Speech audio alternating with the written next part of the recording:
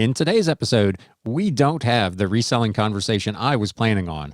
We do have, however, viewer comments and questions I was not planning on, plus reselling news and a quick reselling tip where I will show you where to find your 1099 on eBay's managed payments. Let's get into it.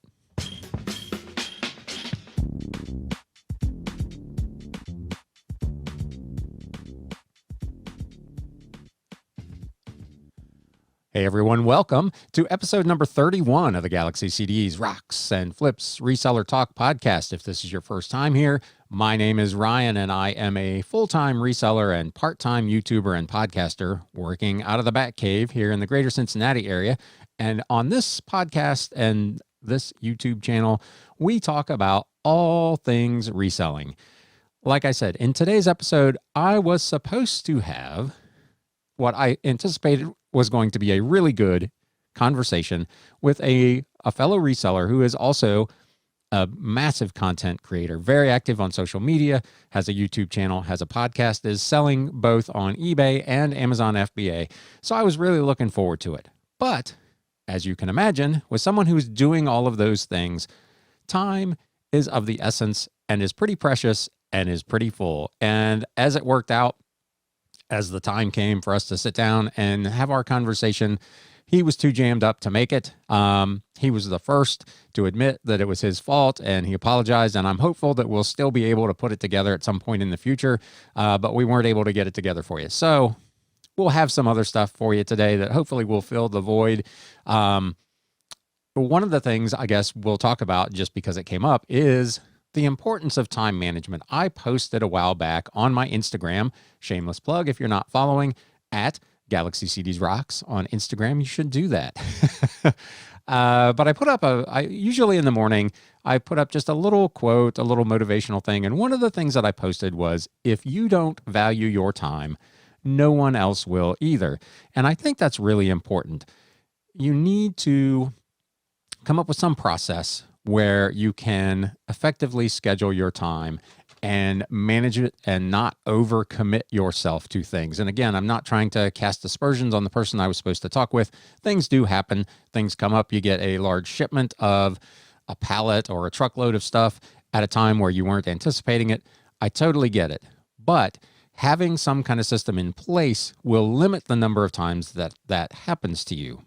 Additionally, I think it's really important for us as resellers to be able to plan and manage our personal time as well. One of the reasons a lot of us got into this, I think, was to be able to have some freedom and flexibility on our time constraints.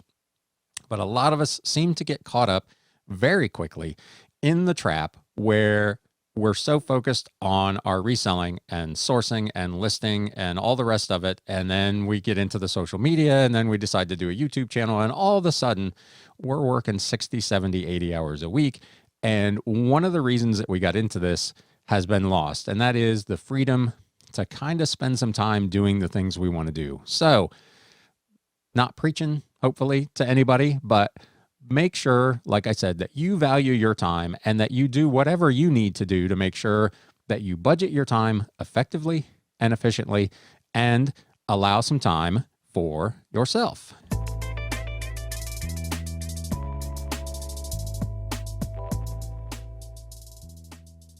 Let's get into some viewer/listener comments and questions. I haven't done one of these in a while, so I've got a few things I want to go over. I did a video a while back where in the news I mentioned that Aslo, the business online banking service that I was using, had announced that they were going to be closing, and I was looking for some other options. Junkman1962 commented that he was using Capital One 360, and he did not believe that they had any fees. I looked into a wide range of options, and as it turned out, Junkman 1962, you are the winner. No prize, unfortunately, other than my thanks. Capital One 360 did turn out to be probably the best option for me. So as of Thursday, I set up an account.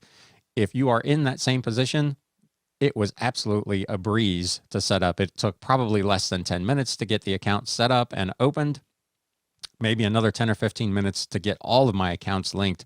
PayPal, Mercari, my personal bank account, several different things. The only one that appears to be a hang up is, of course, eBay's managed payments, where I'm still several days later getting a warning on my payments page that I have switched bank accounts and it is still under review. Allow 2 to 3 days for this to process. So we'll see how that goes. But everything else went very, very well. I linked it to my Fidelity business credit card, like I said, Mercari, and my personal bank account. Everything went super, super smooth. So if you are also looking for another online banking solution, Junkman 1962 gave some pretty good advice with Capital One 360. Next up, I've got a comment from Chuck Witt.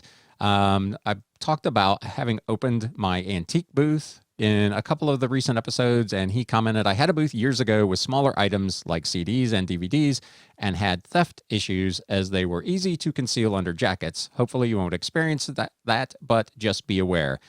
Having owned an actual physical retail record store and been in retail for 30 plus years, I do understand that is, frankly, just one of the costs of doing business in a retail environment. There is going to be a certain amount of loss in those situations. If you're not comfortable with that and you're not prepared to have that happen, this may not be a good option for you. Obviously, CDs and DVDs, you're not going to pay the money to have in a locked case. So this is just one of those things. It's part of the cost of doing business.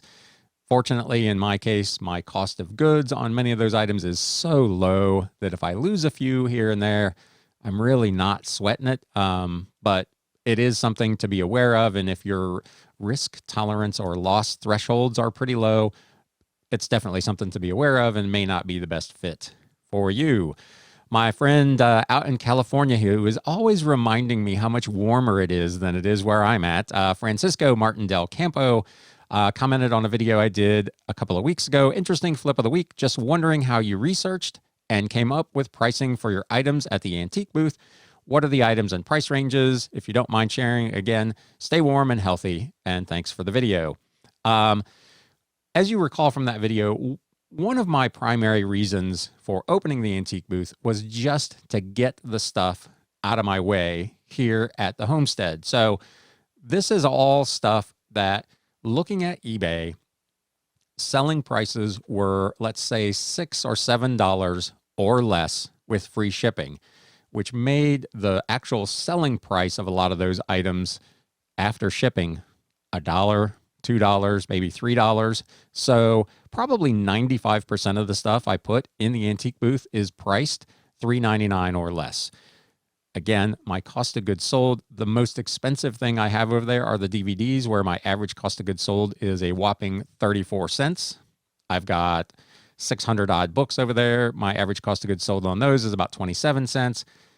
Records is 23 cents and CDs are 8 cents. So my cost of goods is not real high. So if I sell something for 99 cents or $1.99, even after the market takes their 7% cut, I'm still going to make a little money on those items.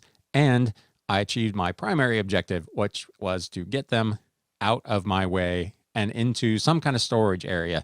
In this case, it happens to be an antique booth where I'm able to hopefully sell some merchandise as well. So these were items that were already pre-sorted and that I knew were lower value items, and I priced them accordingly when I put them into the booth. Will I eventually put some more expensive items in the booth? I may, in fact, ultimately do that to try to make that booth a little bit more of an income center for me. But for right now, it's achieving its key goals, which was to get that stuff out of my way and make maybe enough money to pay for itself.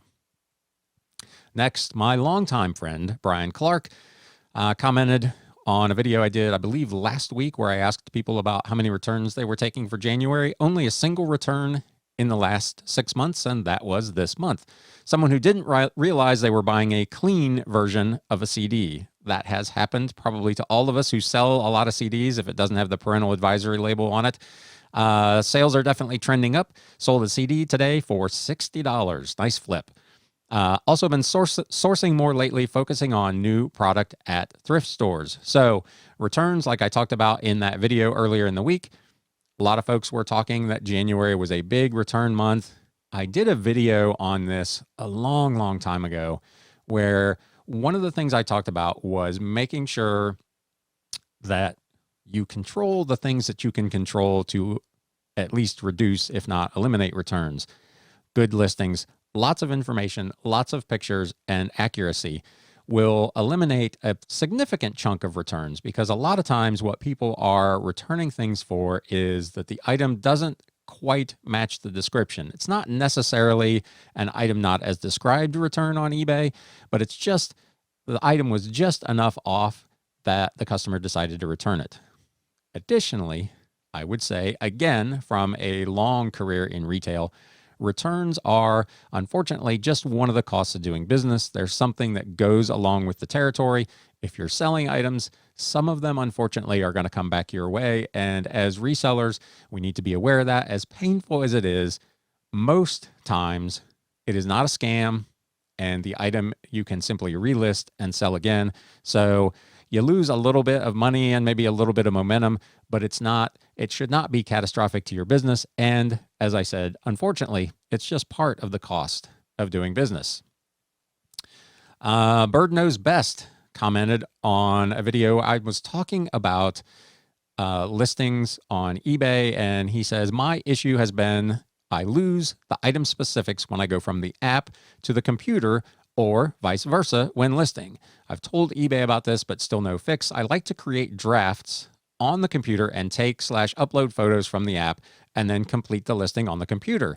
But I quit doing this about 2 months ago because all of the item specifics that eBay wants us to use so bad were erased when switching from app to computer. I do probably 99% of my listings solely on the mobile app. I do the item specifics, the descriptions, the pictures all at once, all on the app. So I have not personally experienced this. If you have, please chime in the comments and let us know. Has it happened to you? Do you have a workaround? Is there something that you've been able to do where you eliminate this from happening? Obviously, if you spend all the time putting all those item specifics in and then you switch to the other platform and they're gone, that's no bueno. Like I said at the beginning of this episode, managing your time and using your time efficiently is super, super important. And this simply is a waste of your time. So let us know. Share with us your experience in that area. Lastly, Sabrina says, hey there, found you via the Stitcher podcast. Thank you for listening to the podcast. Barely on the episodes of your early YouTube videos and wanted to jump on to subscribe. Thank you so much for subscribing. Really enjoy your content, format, and great radio voice. Thank you so much. Like I said in my last video, a lot of that has to do with the equipment I'm using. I don't have a terrible voice, but this definitely makes me sound much better than I am. I especially like your carefree and honest attitude. If I ever get to 50K a year in sales, I'm quitting my job. Keep up the awesome shows. Thank you so much. I appreciate that. And like I said in my reply on YouTube to her, 50K is certainly doable. It's probably within my target range for this year. So hopefully if things go well, I can get there also. Definitely a target to shoot for. I wish you, Sabrina, the best of luck getting there so you can quit that rat race of a job that you may be in and start doing this full time like the rest of us. With that, we are going to take a super short break for our podcast listeners. Then we will be right back with reselling news, and I will show you how to find your 1099 on eBay. Stay tuned. News updates. All right, let's look at some reselling news. First up, Depop, who has been doing really, really well, but nonetheless has decided to have a management restructuring. Depop's Chief Operating Officer, Dominic Rose, has left the business as of January 29th, following the company's decision to restructure its management team. He had joined Depop in 2018 as a consultant before becoming Chief of Staff in March of 2019. He quickly progressed to COO in June of 2019. So meteoric rise. Good on you. He said on a post on LinkedIn that he has left Depop as part of a company-wide restructuring. Quote, today is my last day at Depop after an epic 2.5 years that has seen explosive growth expansion of the team from 85 to over 400, and a global pandemic, I'm sad to be leaving the business following a decision to restructure the management team. However, I'm grateful to have had the chance to now dedicate my time to the vocation program for the foreseeable future, to have had the chance to work with so many wonderful people that I now call my friends, and to have learned so much about myself, leadership, teams, the power of community to drive change, and the responsibilities of technology platforms to create a safe and inclusive internet for all. There are no real further details at this point that I've been able to find on Depop's restructuring, what the cause for it was, what the goals of it are. I don't know that it'll have any impact day to day on those of us, or those of you rather, because I don't sell there, that are selling on Depop, but there are some big changes afoot. As always, I will link to all of these articles in the show notes and the description below. The New York Times has an article, One Tale from an Amazon Seller. A toy company finds that selling goods on Amazon is both key to its success and super fraught. I've talked about numerous times, one of the reasons that I don't sell on Amazon is because there are some significant downsides in terms of the strictness of their policies, which are probably all good for protecting consumers, but can be a little bit off, and some of the costs of doing business there. That turns out to be one of the key things that this gentleman talks about. He put up a blog post and then a clarification where he summarized his 2020 sales for Viahart, which started 10 years ago, mostly selling toys in stores. The owner says that his sales have grown from 2,000 in the first year to 7.4 million in 2020. Congratulations. That is awesome. The most recent growth was from Amazon. He also operates his own website, sells toys on Walmart.com, eBay, and other places. But last year, 93% of his business came from Amazon.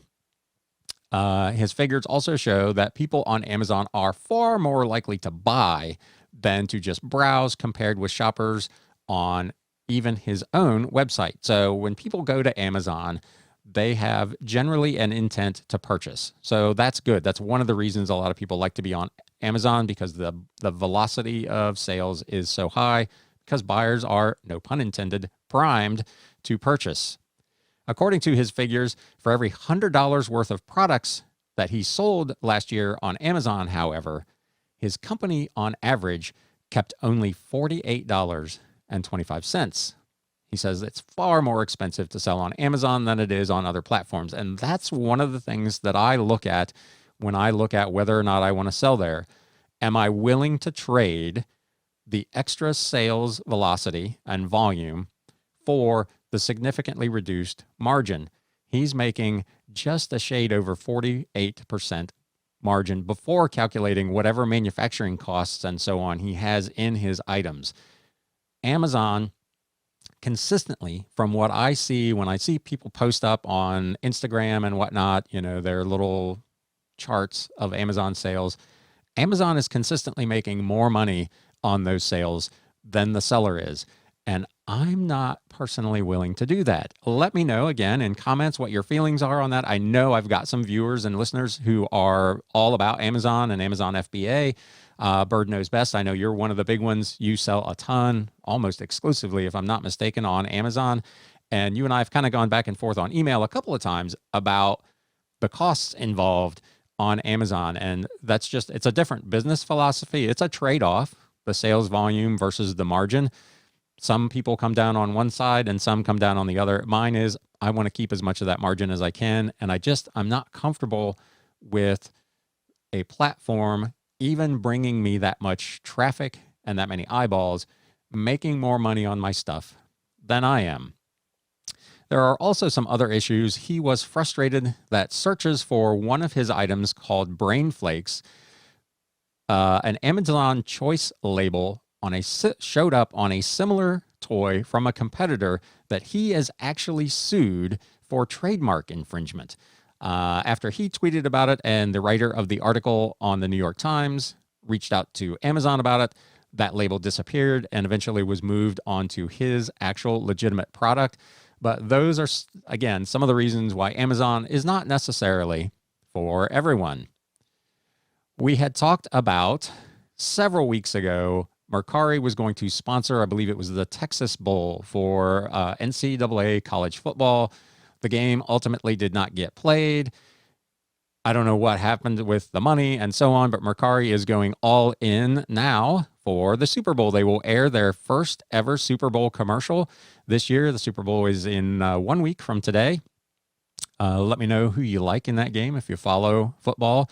It should be an epic game. If you follow that at all, you've got an old, arguably the greatest quarterback of all time, and the heir apparent in Patrick Mahomes versus Tom Brady. So it should be a really interesting matchup. Anyway, back to this. Mercari has decided to, again, invest in some additional marketing. I believe they're also sponsoring some kind of show with Shaquille O'Neal during the Super Bowl week. So there's a lot going on. Mercari is really spending the money trying to promote their platform. eBay has extended their authenticity guarantee scheme to Japan. Recently announced for watches that any watch sold over 2,000 on the platform is sent to an authentication specialist who checks it has been correctly described as it makes its way from the seller to the buyer. You can buy a watch on eBay from a seller in Japan, a country with great inventory, they say. And you will know that the piece is going through the authenticity guarantee process before it arrives with a customer. That alleviates a lot of pain from buying from international sellers. So good on eBay for stretching that out. Another one from eBay. They have also strengthened their commitment for climate action. They recently announced that they have joined the Science Based Targets Initiative, an effort that aims to raise corporate ambition and help businesses pursue bolder climate change solutions, and have published their first task force on climate-related financial disclosures. Whew, that's a mouthful. To help reinforce their increased momentum toward climate transparency and action. This is a fairly lengthy article with kind of a lot of technical details, so I'm not going to go over the whole thing, but as you have seen with a lot of big corporate companies, they are focusing on their carbon footprint and ways to help reduce their carbon output. eBay has now joined the gang.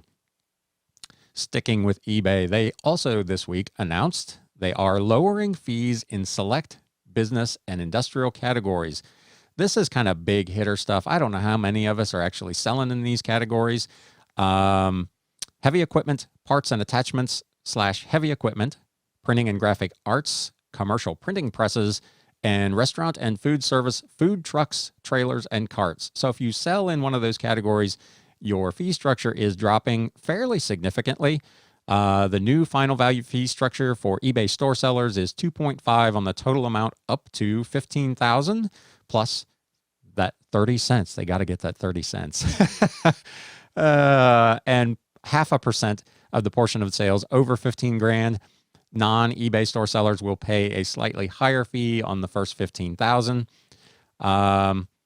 I'll link to this. If you sell in those categories, go check it out. You're about to save a fairly significant amount of money. The old fee structure was 3.85% for eBay store sellers. So that's a big chunk from 3.85 down to 2.5. So if you're selling in those categories and some big money, your profit margins just went up.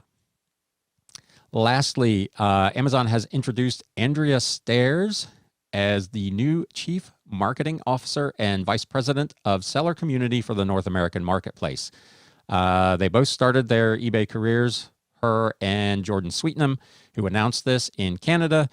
And she is going to be working starting, it looks like pretty much immediately. She says, "I'm delighted to take on this new seller focus and support role. I've been with eBay for 15 years, and what inspires me is the connection and community between sellers and the people working on their behalf. Working at eBay is a joy, plain and simple, and I am thrilled to take on this new dual role." You can go to eBay if you haven't seen this already in your Seller Hub and read this entire article. But congratulations to Andrea on her new role, and hopefully she continues the trend of eBay offering additional support to sellers.